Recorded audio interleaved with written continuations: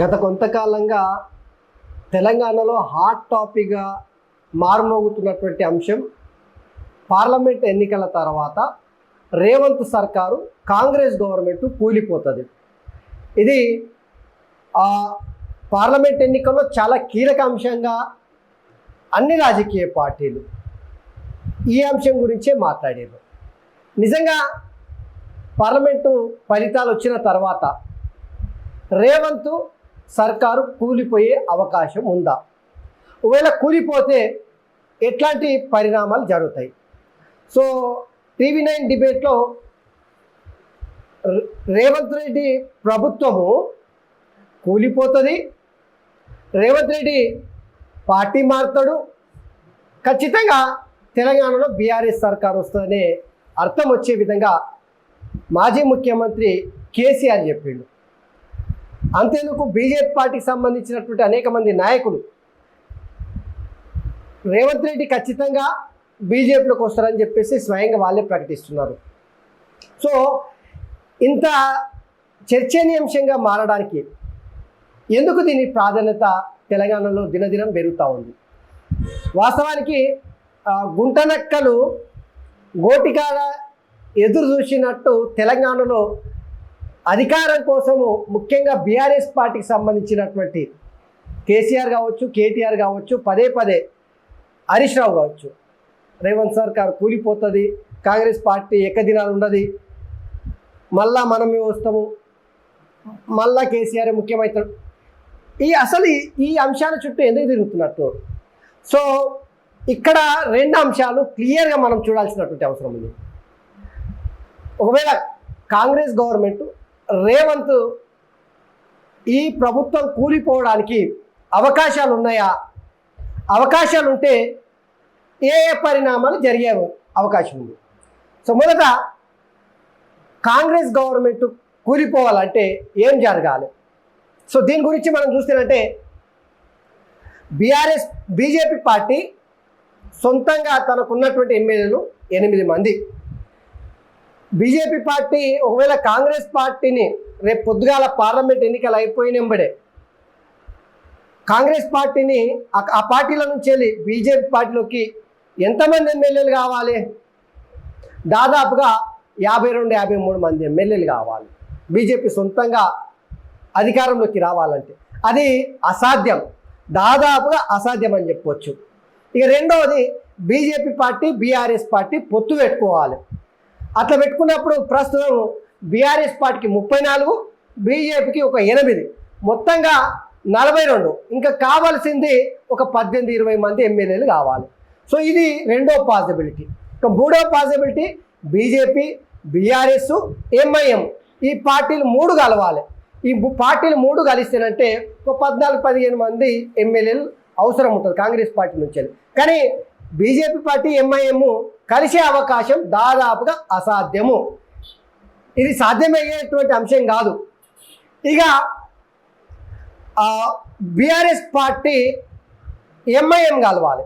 BRS party, MIM కలిస్తే 34, 7, దాదాపుగా ఒక 41 కావాలి. ఒక 20 మంది కాంగ్రెస్ పార్టీ నుంచి రావాలి. సో ఇది కాంగ్రెస్ పార్టీ ప్రభుత్వం కూలిపోవాలంటే ఇవి లెక్కలు. అయితే కాంగ్రెస్ పార్టీ కూలిపోవాలంటే ప్రత్యామ్నాయంగా ఈ అంశాలు అయితే ఉన్నాయి, ఇంకో ప్రభుత్వం ఏర్పాటు చేయడానికి. కానీ కాంగ్రెస్ గవర్నమెంట్, కాంగ్రెస్ సర్కారు కూలడానికి ఏమేమి అవకాశాలు ఉన్నాయి? సో ఇది ప్రధానమైనది. ఇది రెండో అంశం.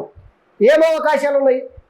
TV9 డిబేట్లో మాజీ ముఖ్యమంత్రి కేసీఆర్ పదే పదే రేవంత్ రెడ్డి బరాబర్ పార్లమెంట్ ఎన్నికలు అయిపోయిన తర్వాత, ఫలితాలు వచ్చిన తర్వాత బీజేపీ పార్టీలకు పోతాడు. ఎందుకంటే రేవంత్ మెడకు ఓటుకు నోటు కేసు అనేది ఒక ఉరితాడులాగా వేలాడుతుంది కాబట్టి ఖచ్చితంగా బీజేపీ పార్టీలకు పోతాడు, మేమే మళ్ళా ప్రభుత్వాన్ని ఏర్పాటు చేస్తామని చెప్పేసి ఆ ముచ్చట చెప్పుకొచ్చిండు. సో నిజంగానే ఈ అంశము ఒకవేళ రేవంత్ రెడ్డిని ఓటుకు నోటు కేసులో అరెస్ట్ చేసి మళ్ళీ జైలుకు పంపిస్తే కాంగ్రెస్ గవర్నమెంట్ కూలిపోతుందా? ఒకటే ఎమ్మెల్యే కదా, మరి పాసిబిలిటీస్ ఎంతవరకు ఉంది అవకాశం? సో ఇది కూడా బీఆర్ఎస్ పార్టీ కేసీఆర్ దలుచుకుంటే ఇది సాధ్యం కాదు. బీజేపీ నిజంగానే ఒకవేళ తలుచుకొని రేవంత్ రెడ్డిని జైలుకి పంపిస్తే కాంగ్రెస్ పార్టీ నుంచి ఎంతమంది ఎమ్మెల్యేలు కావాలి ఇప్పుడే చెప్పినాయి కదా. సో ఒకవేళ రేవంత్ రెడ్డిని ఓటుకు నేటు కేసుల జైలుకి పంపించినా కూడా కాంగ్రెస్ పార్టీ అధికారం కోల్పోయే అవకాశం లేదు. ఇక రెండవది, కాంగ్రెస్ పార్టీ నుంచి వెళ్ళి బీజేపీ పార్టీలోకి ఎమ్మెల్యేలను తీసుకెళ్ళాలి. ఇక అట్లా వాళ్ళకు అవకాశమే లేదు కాబట్టి కాంగ్రెస్ పార్టీ నుంచి బీజేపీ పార్టీలోకి వెళ్ళేటువంటి అవకాశం చాలా తక్కువ. ఇక కేసీఆర్ చెప్పినట్టు మూడవది, కాంగ్రెస్ పార్టీ నుంచి వెళ్ళి ఒక 20-25 మంది ఎమ్మెల్యేలు బీఆర్ఎస్ పార్టీలోకి వస్తామని చెప్పేసి మా పార్టీకి సంబంధించినటువంటి కొంతమంది కీలకమైనటువంటి నాయకుల నా దగ్గరికి మెసేజ్లు పంపిస్తున్నారు, పత్తా పంపిస్తున్నారు అని చెప్తా ఉన్నాడు. మరి బీఆర్ఎస్ పార్టీ 10 ఏళ్ల కాలము ప్రజల అధికారం చూసారు ఎట్లా చేసింది అనేది.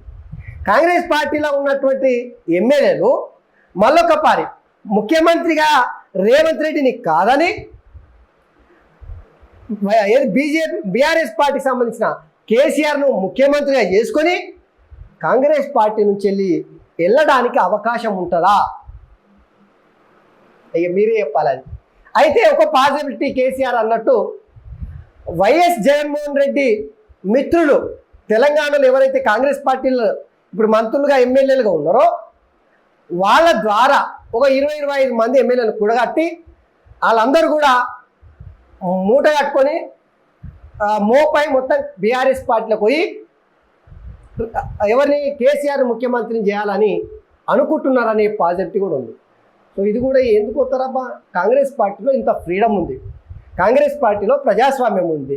బీఆర్ఎస్ పార్టీలోకి వస్తే కేసీఆర్ ఒక నియంతృత్వంగా ఒక రాజులాగా గడి నుంచి పాలన చేయడానికి ఈ ఎమ్మెల్యేలు కావచ్చు ఇప్పుడు ఉన్నటువంటి మంత్రులు కాంగ్రెస్ పార్టీ ఉన్న వాళ్ళు ఒప్పుకుంటారా? సో బీజేపీ పార్టీల డీకే అరుణ, అదేవిధంగా ధర్మపురి అరవింద్, కిషన్ రెడ్డి, లక్ష్మణ్ ఇట్లా చెప్పుకుంటూ పోతే చాలామంది కాంగ్రెస్ పార్టీ రేపు పొద్దుగాల పార్లమెంట్ ఎన్నికల తర్వాత కూలిపోతుందని చెప్పే మాట సాధ్యమయ్యే విధంగా అయితే కనిపిస్తలేదు. కేసీఆర్ బీఆర్ఎస్ పార్టీ వాళ్ళు ఆశించినట్టు మళ్ళొక్కసారి బీఆర్ఎస్ పార్టీ గవర్నమెంట్ రావడానికి కూడా ఎక్కడ కూడా అవకాశం లేదు. నా అంచనా ప్రకారము పార్లమెంట్ ఎన్నికల్లో లబ్ధి పొందడానికి కాంగ్రెస్ పార్టీని ఈ రకంగా టార్గెట్ చేయడం ద్వారా ఓటర్ల యొక్క మైండ్ సెట్ని ఒక అనిశ్చితిలోకి నెట్టేయడం ద్వారా రెండు పార్టీలు కూడా లబ్ధి పొందడానికి ఏమైనా ప్రయత్నం చేసి ఉండొచ్చు. ఇవి కాకుండా నిజంగానే కాంగ్రెస్ పార్టీ కూలిపోవాలంటే ఆ పార్టీలో ఉన్నటువంటి దాదాపుగా 20-25 మంది ఎమ్మెల్యేలు గంపగుత్తుగా కేసీఆర్తో కలవడానికి సిద్ధమైనప్పుడు మాత్రమే అవకాశం ఉంటుంది, కానీ బీజేపీతో మాత్రం ఏమాత్రం అవకాశం ఉండదు. బీజేపీ బీఆర్ఎస్ పార్టీ కలిసి కాంగ్రెస్ పార్టీని ఒకవేళ ఆ పార్టీల నుంచి వెళ్ళి ఎమ్మెల్యేలను తెచ్చుకొని ప్రభుత్వాన్ని ఏర్పాటు చేయాలనుకున్నా కూడా బీజేపీ పార్టీ దీనికి సిద్ధంగా ఏమాత్రం కూడా లేదు ఖచ్చితంగా. ఎందుకంటే బీజేపీ పార్టీ సొంతంగా తెలంగాణలో అధికారంలోకి రావాలనుకుంటుంది. బీఆర్ఎస్ పార్టీతో కలిసి అధికారంలోకి వస్తే కేసీఆర్ ముఖ్యమంత్రి అవుతాడు, బీఆర్ఎస్ పార్టీ ఎక్కువ లబ్ధి ఉంటుంది తప్పిస్తే బీజేపీ పార్టీకి ఒరిగేది ఏం లేదు. కాబట్టి దాదాపుగా 5 ఏళ్ల పాటు ప్రజలు అధికారం ఇచ్చారు కాబట్టి కాంగ్రెస్ సర్కారు గట్టిగానే ఈ 5 ఏళ్ల పాటు సాఫీగా అధికారంలోకి ఉండడానికే, అధికారాన్ని చెలాయించడానికే అవకాశాలు మెండుగా ఉన్నాయి.